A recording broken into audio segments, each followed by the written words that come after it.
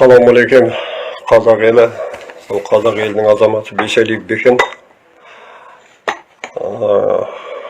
Шығып отырған себебім кешегі емес, осыны кешейін мынау президентіміз Қасым-Жомарт Тоқаев мырзаның сөзіне бола шығып отырмын. Мынау бейбіт митингке шыққан халықтың бәрін террорист деп айыптап, активистерді кінәлап отырған жанға батып отыр. Мына интернетті өшіріп тастап, бүкіл әлемге жар салып жатыр солай деп. Бұл жерге шыққан халық бейбіт митингке шықты деп шыққан. Солай болу керек еді.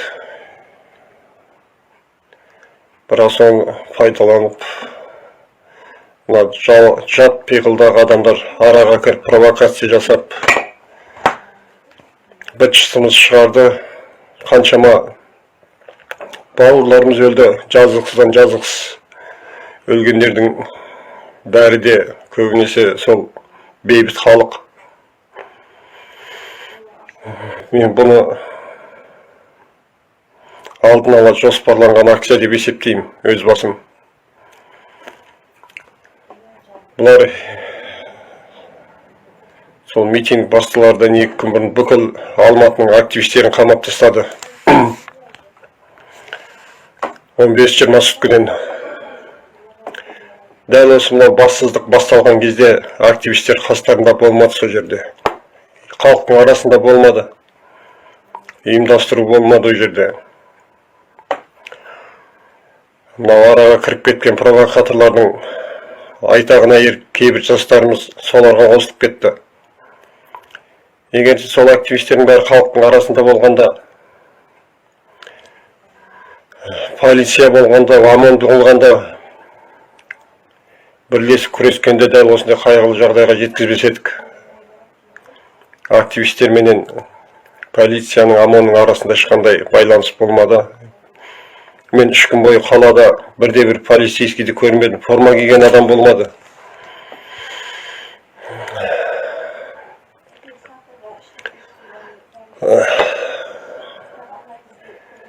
Дәл осындай кезде мен мынау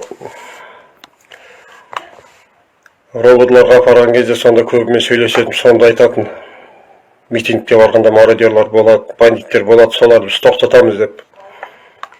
Сол кезде мен соларға айтшым, халық ашуланса да, сендер халықтың аяғына тапталып қаласыңдар. Ондай сенімділікті қойыңдар деп. Ол жерде егер де халықпен болатын болсаңдар, халық көмектесетін болса, осы активистер ғана тоқталады. Солардың ғана қолдан келеді дейді мен. Олар, ой, сіздер кімсіздер деп менсінбейтін бізді. Енді кешегі жағдайдан кейін не отырған өздеріңіз көріп отырсыздар. Біз осыны кешейін полиция, ОМОН, мынау күшті құрылымның мүшелеріне қаншама үндеу жасап келдік. Халықпен бірге болыңдар, халыққа қосылыңдар деп. Сөйтсек бұл полиция мырзалар, бауырларымыз дұрыс түсінбеді ма, үйлеріне тығылып жатып алды. Дәл сол алаңда активистердің бәрі сонда болғанда, полиция, ОМОН болғанда қасымызда. Бір-бірімізге көмектесіп осы мынау мародерствоны, бандитизм, вандализм деп айтса да болады. Соны қойдырға, соған тосқал болуға шамамыз жететін еді деп ойлаймын мен өз басым. Ал осының бәрін алдын ала жоспарлағандарға біздің халықтың арасында, активистердің халықтың арасында болғаны керек болмады. Біз олар өздерінің алдын ала жоспарлаған ойларына кедергі келтіреді, тосқал болу мүмкін деп ойлап та біз жауып тастады. Өз басым, өз пікірім сондай менің. Және де Тоқаев мырза телевизорда бүкіл әлемге жар салып жатыр, бірде-бір бейбіт тұрғындарға оқ атылған жоқ деп. Атылды. Оған өз басым куәгермін. дәл 6 күні кешке дәл сол жер 400-500 алаңда адамдар тұрдық. Бейбіт, ешқандай айқай-шуда, не то что қолға қару алып, бір ағаш алып тұрған ешкім жоқ еді ол жерде. Бейбіт тұрған халық. Плакат жазып алып тұрдық үлкен қылып. Халыққа оң атпаңдар, аскерді алып кетіңдер деп.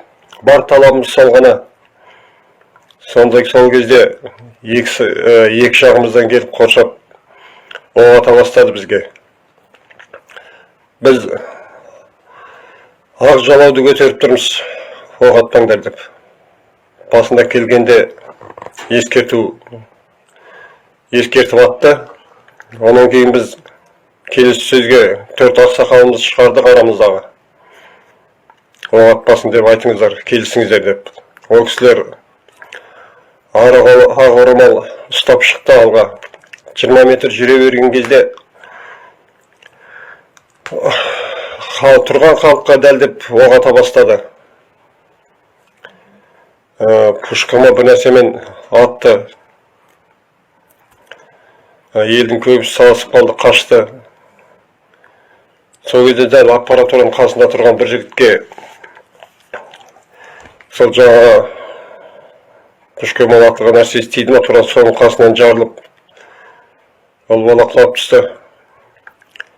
Соған көмекке бара жатқан кезде маған да оқ тиді. Және мен қасымда тағы да үшеуі домалап жатты. Олардың өлі тірісін білмейді екен мен. Қолыма оқ тиген соң басқаға көмектесуге шамам жоқ.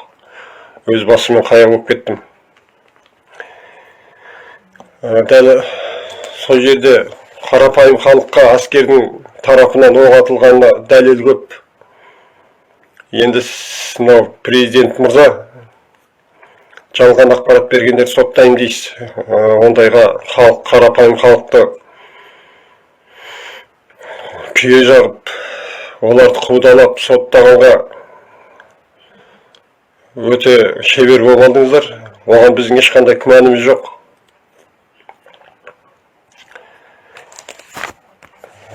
Мынау сотталып атқандар активистердің ешқандай кінәсіз сотталып жатыр бәрі де.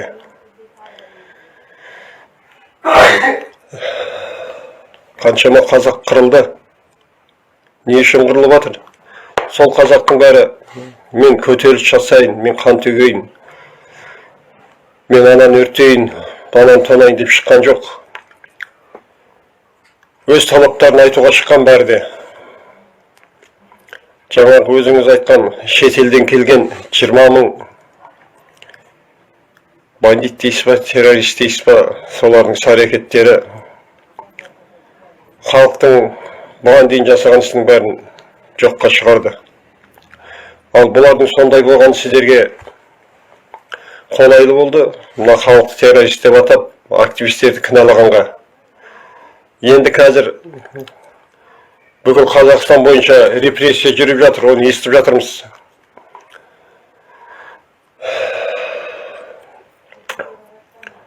Қазір қолға түскендер жатыр дейді. Бұл не масқара? Егерде бұл қазақтың бәрі террорист болса, сонда сіз кімсіз? Президент мырза. Террористердің қолбасшысы болғаныңыз онда. Ертінде айтқансам кешіресіз, бірақ соны айтуға тура келіп отыр. Өзіңіздің сөзіңізге қарай. Егерде халқыңыз террорист болса, сізде сондай баға беруі болады.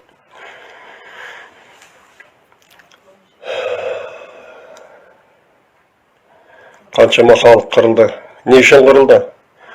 Мына кландардың билікке таласының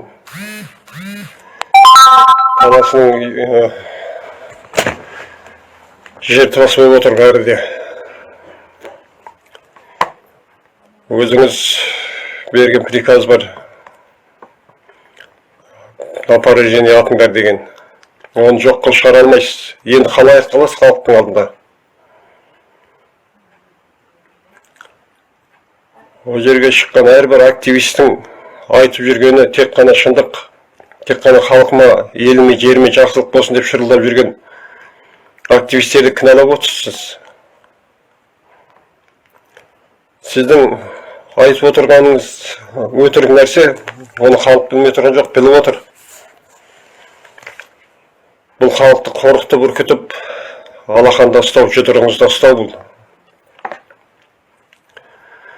Бұны бүкіл әлемге жар салдыңыз террористер деп. Өтіріктің соңы бірақ тұтам дейсіз.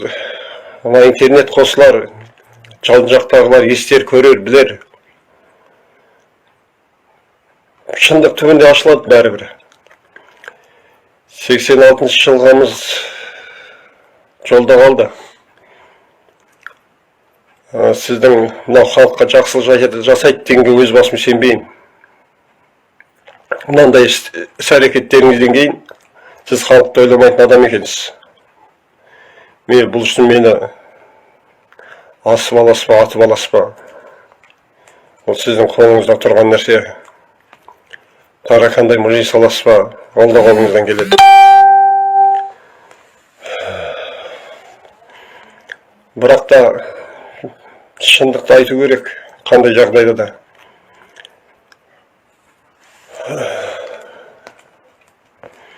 Ол жерде снайперлер де болды.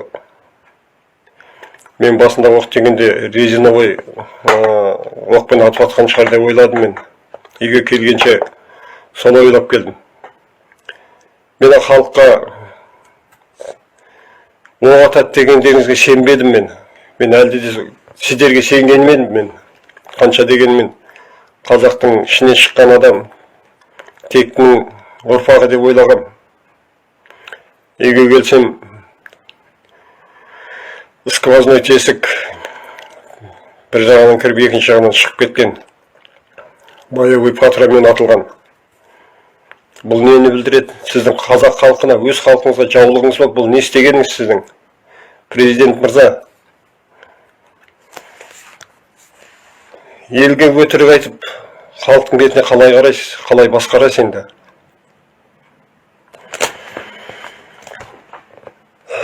Халықтың сеніміне біржолата кеттіңіз ғой. Өкінішті жағдай болды. Бекері қырылып қалды қазақ.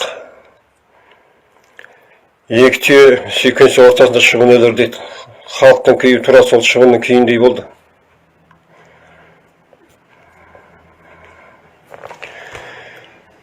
Мынау активист, белсенді азаматтарда сұрарым. Шындықты айтыңыздар тек қана. Отырмаңыздар қарап. Бәрін отырғызтамайды, болмаса бәрін өлтіре алмайды. Егер де сіз дәл осындай жағдай жасамағаныңызда, халыққа оқ атқызбағаныңызда, халық мүмкін сізге сенер ме еді, мүмкін қолдар ма еді сізді, президент мырза. Былтырдың өзінде мен сізге 2 рет үндеу жасағам. Батыл қадамға барыңыз, саяси реформа жасаңыз. Егер сіздің адалдығыңызға халық мүддесі үшін жасайтын іс-әрекетіңіз болса, активистердің бәрі қолдайды. Активистер халықты да соған үгіттер сізді қолда деп. Оған құлақ аспадыңыз. Сіз қарапайым халықтың арыз шағымы үнін естімейсіз ешқашан. Үстесті өзіңіздің аузыңыздан айтасыз. Еститін үкімет құрылды деп. Қайда сол үкімет еститін? Қазірде мынау телевизорда қарап отырмын. Үкіметті ауыстырдым, премьер-министрді ауыстырдым дейсіз. Бір ит кетті, орнына екінші бит келді. Одан қандай нәтиже бар? Енді содан бері мінекей активистерді тағы қайттан қудалап жатырсыздар. Мынау бәрі басылған соң ақ қарасын ажыратамыз дейсіздер. Бұл тағы да қорқыту, үркіту саясаты ма?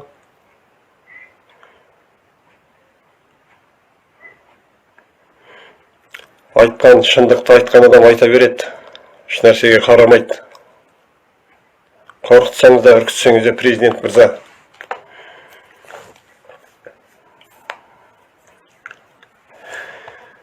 Енді білмеймін, мен халқыңызға қалай қарайсыз осындай тірлігіңізден кейін? Бейбіт халықты қырып отырсыз ғой. Бейбіт халықты. Өліп жатқандар бейбіт халық. Олардың бәрі де бейбіт митингке шыққан. Бәрі де халыққа жақсылық болсыншы деп. Енді активистерді қаралағаныңыз өте өкінішті жағдай. Активистердің біреуі де соғысты, қуғын сүргінді, талан-таражды қаламайды. Бізде 2 күннен кейін шығарды. Кешке алаңға бардық шығасып. Жол жөнекей көрдік, өртеніп жатқан машина. Қазақстан телевидениесі өртеніп жатыр екен. Акимат өртенген. Қазақстан акимат өртенгеніне Шлейші машығы жоқ, Қазақстан телевидениесі өртенгенде өте қатты өкіндім. Ол жерде біздің қазақ елінің ұлы тұлғалардың үнтаспалары, жазбалары өте құнды мәліметтер бар еді. Ол жерде Золотой фонд деген бар қазақ телевидениесінде. Мен сонда істеген кезінде білем оны. Ол біздің тарихымыз емес па? Болашағымызда керек нәрсе емес па? Сондайға жол беріп қойған соң ол қазақ халқына жасалған қастандық деп есептеймін өз басым. Мен сол жанып жатқанды көріп жылай жібердім сол жерде. Енді ол басқа архивтерде сақталды ма, сақталмады ма, оны білмеймін. Сондай жағдайға жеткізген мына 30 жылдағы биліктің солақай саясаты. Содан бері халыққа бірде-бір жақсылық жасалмады. Шерхан Мұртаза ағамыз айтпақшы, алтын төбенің үстінде отырған қайшы қазақ болдық.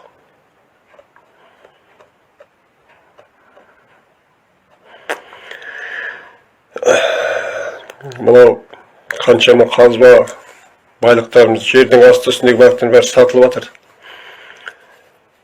Соған қай қазақ халқына бір тиын берілді. Ата-бабаларың алып қалған, аманатқа тастап кеткен байлығынан сендерге үлес деп. Қазақта не өркендеп жатыр? Көтінен кейін кетіп жатыр бәрі осынша уақытта. Қазақтар құздың жағасында тұр. Сәл жоқ болып кете жаздап тұр.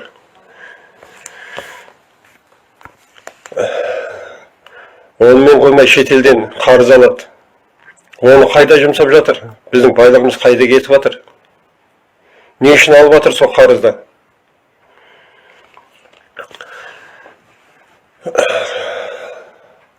Қазақтың маңдайын сорып беседі екен. Бір қазақтың қамын ойлайтын, халықтың мүддесіне жұмыс жасайтын бір басшыға таппай қалдық қой біз, соған жете алмай қалдық.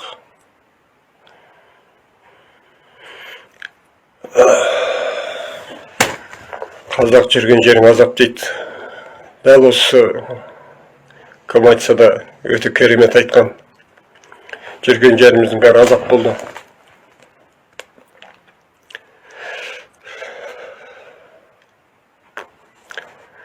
Олы халықты сорлы халыққа айналдырды бұл билік.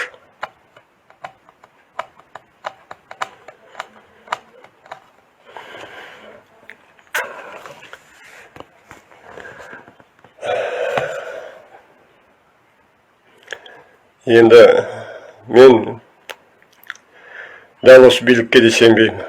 Тоқаев мырза, сізге де сенбеймін.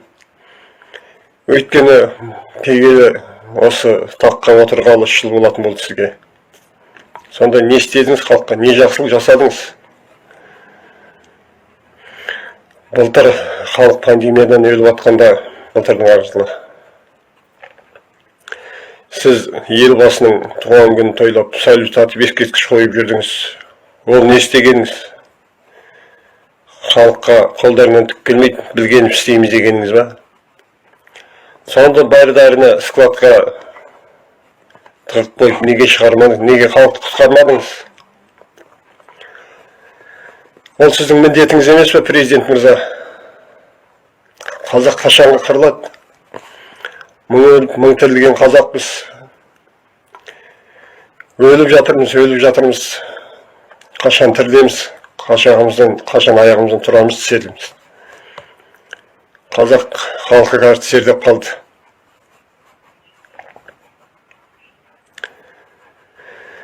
Егер де шын қазақ халқын ойлайтын болсаң, халықтың мүддесіне жұмыс жасайтын болсаңыз, халықтың әлі де сенуі мүмкін сізге. Алдыңға жіберген қателіктеріңізге қарамай. Мен өз басым сізге сенбеймін, президент мырза.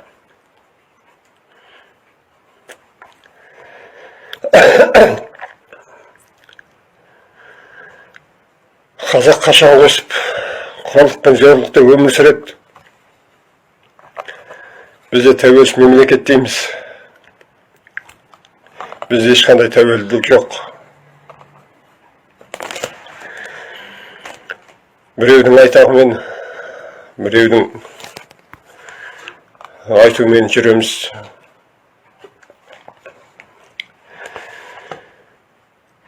Неге мынау парламент таратпадыңыз, талабымызды орындамадыңыз? Неге шын оппозициялық партиялар тіркемедіңіз? Неге халықтар ассамблеясын таратпадыңыз? Неге мынау ОДКБ ұйымынан шықпадыңыз? Неге кедендік одақтан шықпадыңыз? Мынау бізді қазір ұлттық қауіпсіздік комитеті дейді, қауіпсіздік кеңесі дейді. Не істеп отыр солар? Бізде қауіпсіздік жағы көбейіп кетті да, сөз жүзінде, іс жүзінде бәрі керісінше болып жатыр. Ешқандай қауіпсіздігіміз жоқ. Кеше өз аузыңыздан айтып, осы 20 мың террористер кірді деп. Оларды кім кіргізді, қалай кірді? Бізде ұлттық қауіпсіздік комитеті бар, қауіпсіздік кеңесі бар, не қарап отыр? Қауіпсіздік кеңесі не үшін ұстап отырсыз? Кімге керек, неге керек? Құр халықтың ақшасын жеу. Халықтың қалтасына қол сұғу деп есептеймін. Мына ОДКБ ұйымы оны диктаторлардың жеке мүддесін қорғау үшін құрылған ұйым деп есептеймін. Қазақстан халқының ассамблеясын Қазақстанның халқының арасында іріткі салу үшін жасалған ұйым деп есептеймін. Кедендік одақ таза Ресейдің пайдасына құрылған ұйым деп есептеймін. Сондықтан осылар ұйымдардың бәрінен шығуды, бәрін таратылуын талап етемін сізден. Егер де естісеңіз, саяси күрделі реформа жасау керек. Ол өздеріңіздің, ол сіздердің жеке бастарыңыздың мүддесін емес, халықтың мүддесін жасалу керек. Халық араласу керек. Еш болмаса өзіңіз қаралап отырған ешқандай дәлелсіз активистер араласу керек осы іске. Бірақ сізге бір айтарым, осы жүрген активистердің ешқайсысы мен билікке келейін, мен байын деп өз қара басының мүддесін ойлағандар емес. Олар тек қана халықтың қамын ойлаған, шырылдаған нағыз ұлтжан патриот азаматтар.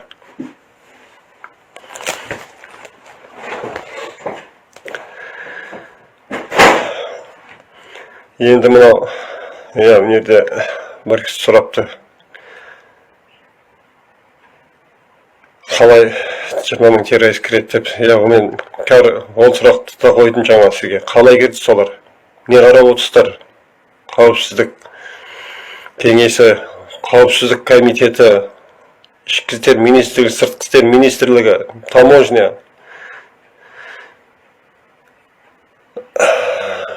Біз проходной двор болдық па? Оған кім жауап береді? Осы 30 жылдан бергі жағдайға қарасақ, 86 жылдан бері 35 жылға алатын болсақ, 86 жылға қырғынға кім жауап береді? 2011 жылғы Жаңаөзендегі қырғынға кім жауап береді? Осы кеше ғана өткен қырғынға кім жауап береді?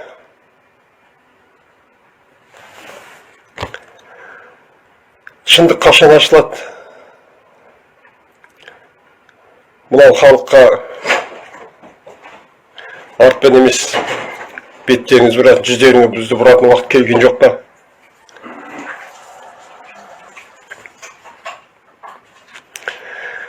Қазақ байғұс қалып бітетін болды ғой әбден.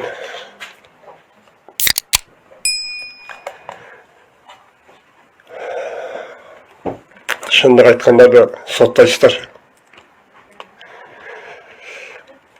Өзім ұстай алмай отыр.